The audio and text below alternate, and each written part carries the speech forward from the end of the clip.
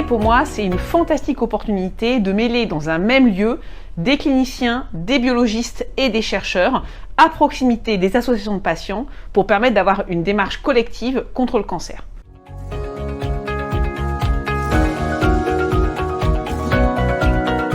Alors dans l'IRC, on va pouvoir allier de la recherche clinique, de la recherche translationnelle et de la recherche fondamentale.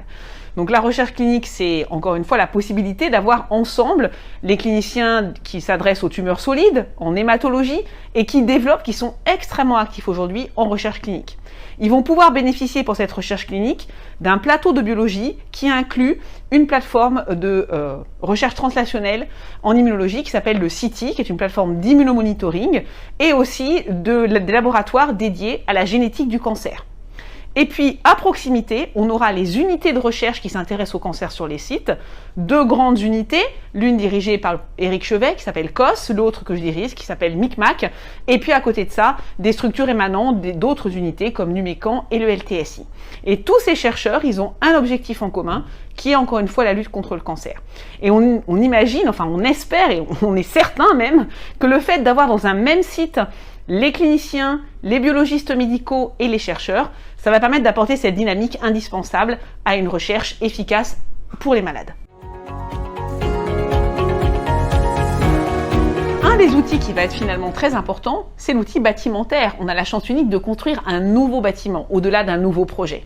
Et donc ça va être tout l'enjeu de l'assistant maîtrise d'ouvrage qui va démarrer son travail le mois prochain. Ça a été tout l'enjeu des très nombreux groupes de travail qui ont commencé à travailler depuis longtemps maintenant sur la proposition bâtimentaire, de faire en sorte que dans ce bâtiment nouveau, on n'ait pas de cloisons trop figées et qu'on ait ces espaces de discussion, d'interaction, de dynamique collective qui permettent du coup de mener un projet efficace.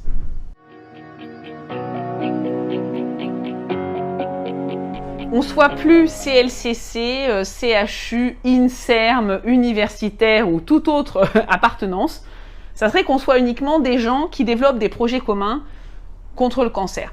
Si ça, on y arrive, et je pense que ça sera facilité parce qu'on sera ensemble et qu'à un moment donné, au quotidien, vous ne demandez pas à quelle institution appartient votre voisin de bureau, eh bien, si on arrive à faire ça, alors on aura gagné et il sortira de ça des choses qui ne seraient pas sorties avec les mêmes gens séparés dans différents endroits sur le site.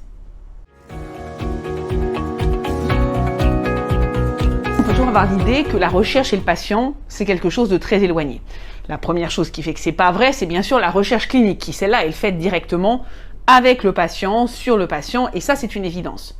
Mais au-delà de ça, il faut voir que le fait que les chercheurs soient là, ça va donner aussi l'opportunité aux associations de patients qui auront un espace dédié dans cette IRC de rencontrer des chercheurs. Et donc l'idée c'est de casser cette espèce d'écart qui peut exister dans l'idée de certaines personnes entre la recherche fondamentale et les patients. Les chercheurs sont des communicants, ils aiment communiquer leurs travaux et les patients aujourd'hui sont de plus en plus impliqués, y compris dans la façon dont on appréhende la recherche. On leur demande leur avis, les questions qui se posent et ça c'est vraiment une bonne place pour ça.